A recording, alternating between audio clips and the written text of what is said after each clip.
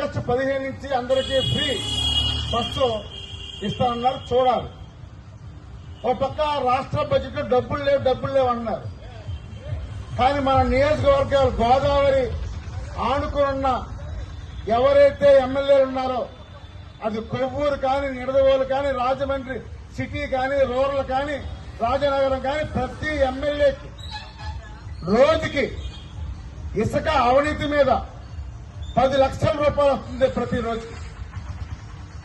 ప్రతిరోజు ఈ గోదావరి జిల్లా అనుకున్న ఎమ్మెల్యేకి 10 లక్షల రూపాయలు వస్తుంది.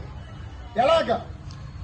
పెద్ద బండికి 1000 రూపాయలు, చిన్న బండికి 500 రూపాయలు, ఇలా దోచుకుంటూ అక్రమ ఇసుకని ఈరోజు దోచేస్తూ ఉన్నారు.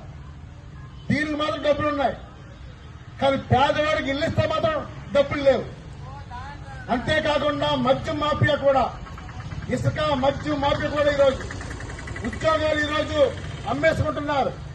స్టాఫ్లర్స్ పోస్టులు అమ్మేసుకుంటున్నారు. అవినీతి అక్రమంగా ఈరోజు సాగుతుంది. చూస్తాం. ఇంకో 1 year వరకు వెయిట్ చేస్తాం. ఇప్పటికే ఇళ్ల స్థలం కోసం పెద్ద ఎత్తున ఉద్యమం చేస్తున్నాం. ఇక దాని తర్వాత కమ్యూనిస్ట్ పార్టీ ప్రతి సమస్య మీద పెద్ద ఎత్తున ఉద్యమం చేస్తాం. ఎమ్మెల్యేలు తల వంచుతాం. ఎందుకంటే